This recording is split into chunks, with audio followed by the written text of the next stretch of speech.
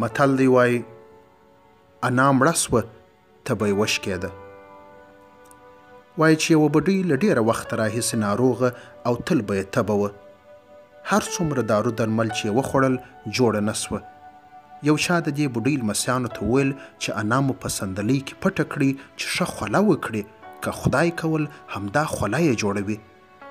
کله چې لمسیانو انا ته د خولې وویل نو انا ویل زه اوس هم د تبې له لاسه سوځم او تاسې خوله راکوئ لکه چې وژنئ مې که څنګه.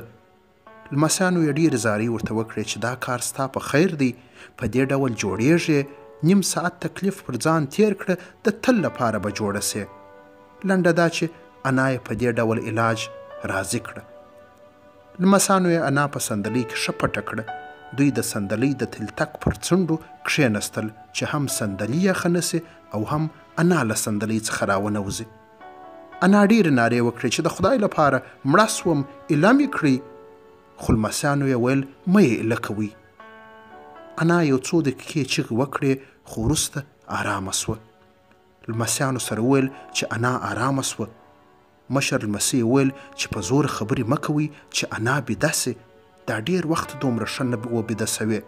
بس انا یې همداسې په صندلۍ کې پرېښول او دوی بلې خونې ته ولاړل.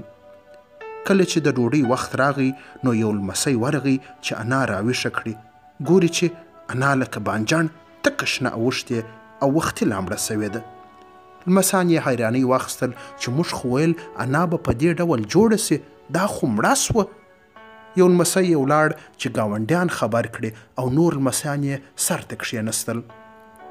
په دې وخت کې د انا کوچني لمسي د انا پر تندي لاس کښېښود او مشر ورور ته یې په خوشحالۍ وویل لالا د انا تبه وشکېده، دا دې ته یې وګوره بدن یې یخ دی. مشر ورور ته یې درد ورغی او کشر ورور یې یوه کلکه چپلاخه ووهه او په درد یې ورته وویل بدبخته د انا تبه نوره څه کوو، انا مړه سوه او ته وایه چې تبه یې وشکېده. یادونه: دا متل په ډیرو پښتني سیمو کې ویل کیږي. کله چې یو کار په ډیرې ستومانۍ او ستړیا پای ته ورسیږي او نور نو خلک نه غواړي چې پر دې موضوع بحث وکړي نو دا متل وایي.